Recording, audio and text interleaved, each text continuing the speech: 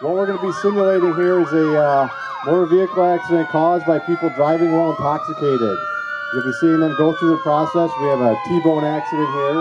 You'll see the response of the police, the EMS, and also the fire department coming in now. What they're going to be doing is simulating when they arrive on scene. And they're going to start doing their patient care, and they'll be doing what they're doing to cut the car out and get to the patient. So please, if you want to come a little closer, you can, to actually be able to see a lot more of what's happening. Step on up, don't be shy. Just don't go past the yellow line here.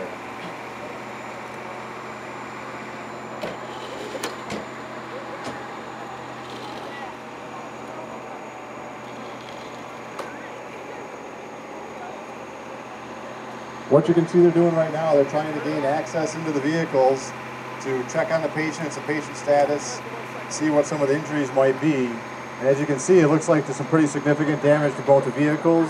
And you can also see some of what looks to be blood inside. Is that a good sign? Probably not.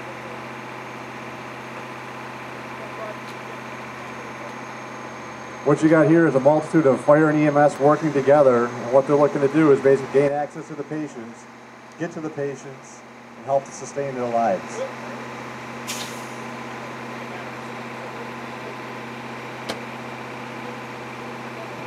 The crews here are made up of EMTs, paramedics, and firefighters. The EMTs are going to be the ones that treat the patients. The firefighters are going to be the ones working to cut the cars open, get to the patients, make the patients accessible, and get them out safely.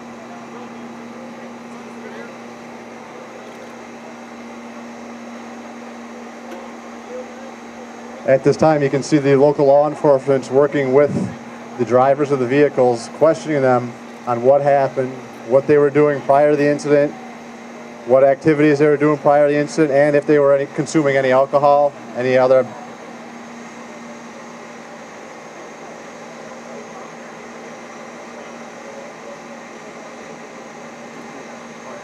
So far, the patients have been very cooperative, the drivers have been very cooperative. Lots of times you'll see they're not cooperative, working with law enforcement.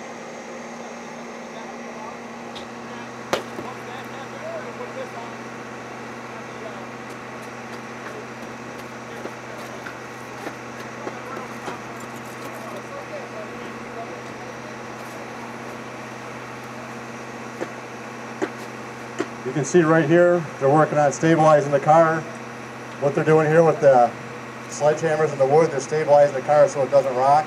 Unfortunately, you can't see it, but inside this car there are two patients from when the car got hit from the side. Over here at the car now, they've got what everybody's known as the jaws of life, also formerly known as the spreaders as well. You can see they can't get the doors open, so they're going to use those hydraulic tools to get in and gain access to those patients.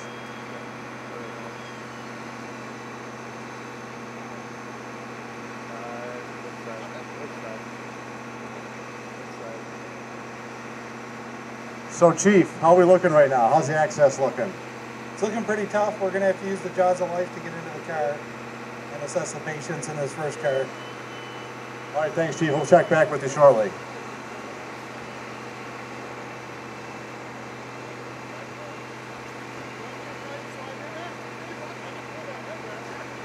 Anybody else drive a BMW?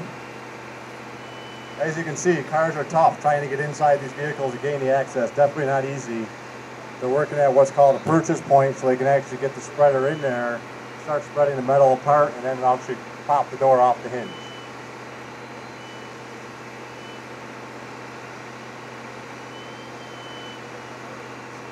Now they got the door popped open, you can see they're also working on the back. They're cutting the seat rests off, and eventually they'll start cutting the posts which hold the roof on.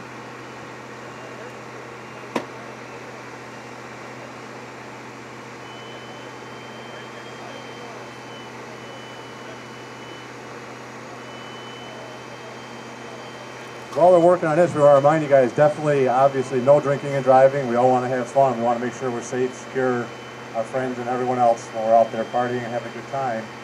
Also want to remind you that campus does have counseling services available. I believe some of our counselors are here if you want to raise your hands. Somewhere out there, they are over here. Thank you very much. And just remember, we do have those available on campus if those are ever needed. As you can see, with opening these cars up after a motor vehicle accident, nothing happens fast, unfortunately. Even with these hydraulic tools, and all the stuff they have available at their hands to try to get in these vehicles, it's still quite a daunting process to gain access to the patients.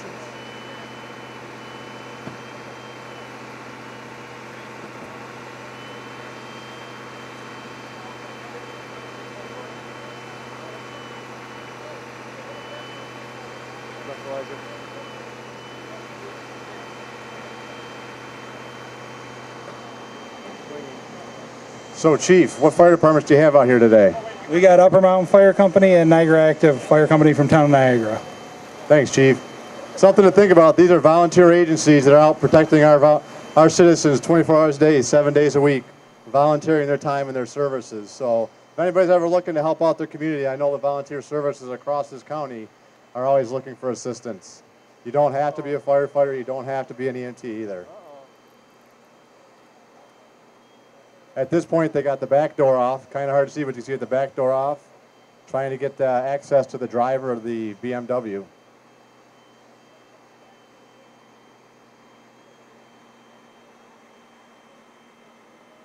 And our driver failed this field sobriety test. You can see she's being taken away at this point by Lewiston Police Department.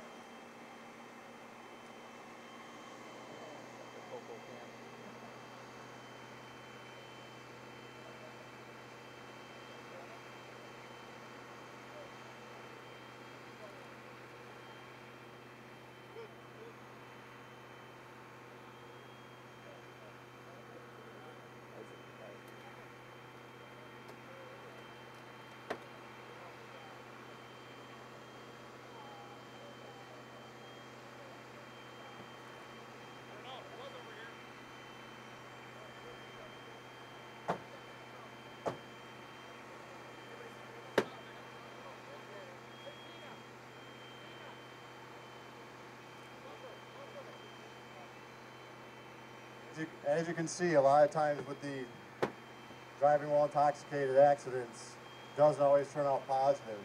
And in this case, unfortunately, at this point, we have one deceased person.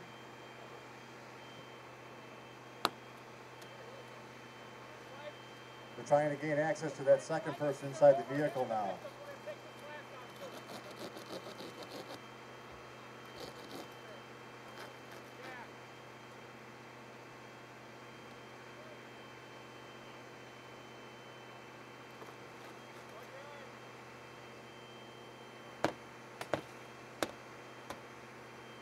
Officer Green, if you wouldn't mind giving us a little explanation of the field sobriety test this month.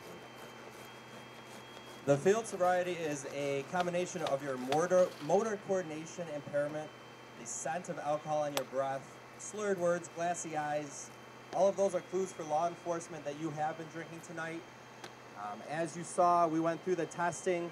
I tested her eyes. I could see that her eyes were jumping, which shows me that there's alcohol in her system. I tested her motor skills by having her stand on one leg. As well, she was counting.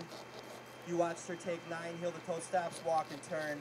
All of these things give law enforcement clues that you have been drinking, and these tests are enough for probable cause to affect an arrest on an individual.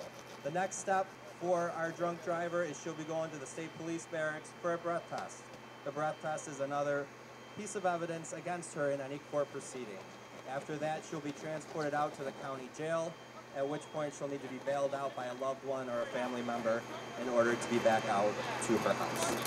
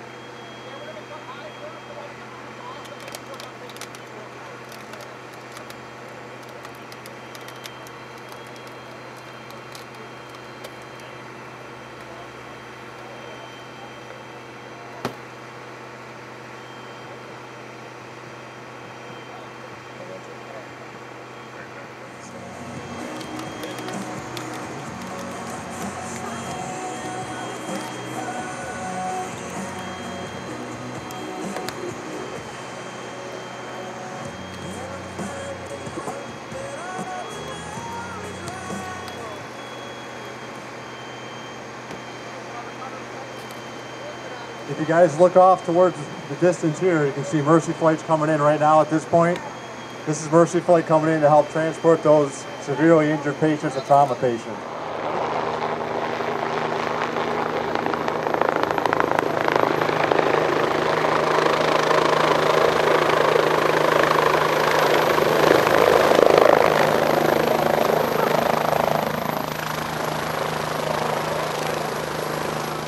Now the Mercy Flight's down on the ground, they're going to work with their onboard paramedic and nurse.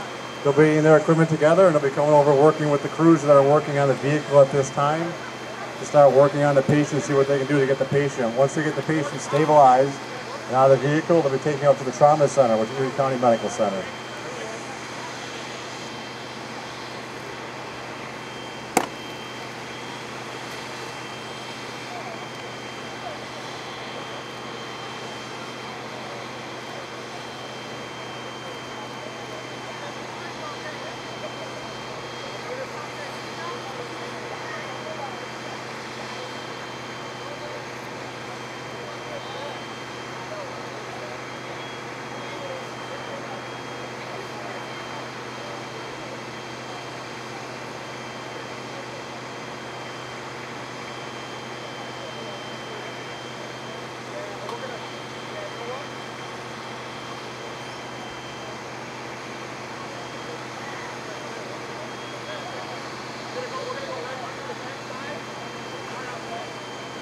I'm going to read you a letter that was left behind by our friend here on the grass.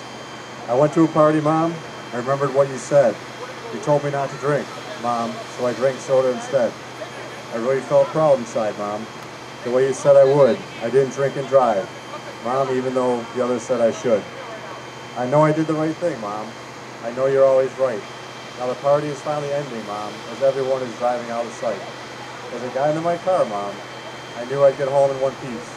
Because of the way you raised me, so responsible and sweet. I started to drive away, Mom, but as I pulled out of the road, the other car didn't see me, Mom, and hit me like a load. As I lay there on the pavement, Mom, I hear the policeman say, the other guy is drunk, Mom, and now I'm the one who will pay. I'm lying here dying, Mom. I wish you'd get here soon. How could this happen to me, Mom? My life just burst like a balloon. There are people all around me, Mom, and they are really crying. I hear the medics say, Mom, I'll die in a short time. I just wanted to tell you, Mom, I swear I didn't drink. It was the others, Mom. The others didn't, I think. He was probably at the same party as I. The only difference is, he drank and I will die. Why do people drink, Mom? It can ruin your whole life. I'm feeling sharp pains now. Pains just like a knife. The guy who hit me is walking. Mom and I don't think it's fair. I'm lying here dying. And all I can do is stare. Tell my brother not to cry, Mom. Tell Daddy to be brave. And when you get to heaven, Mom, put Daddy's baby on my grave. Someone should have told him, Mom, not to drink and drive. If only they had told him, Mom, I would still be alive. My breath is getting shorter, Mom. I'm becoming very scared. Please don't cry for me, Mom. When I needed you, you were always there. I have one last question, Mom, before I say goodbye. I didn't drink and drive. So why am I the one to die?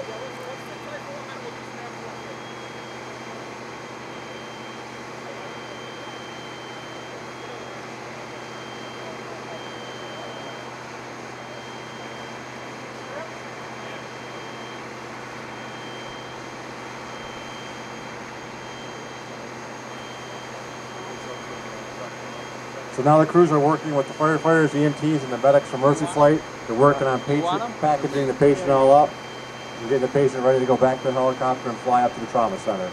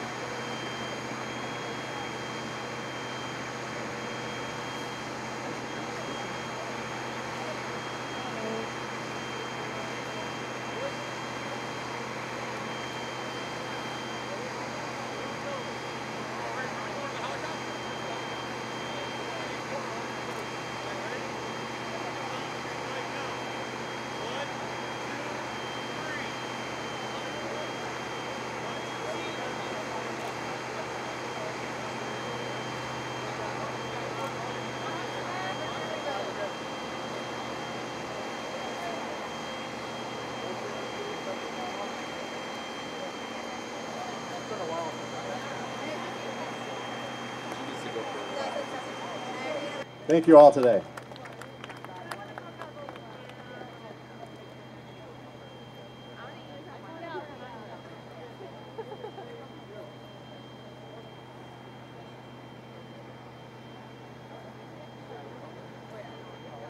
What you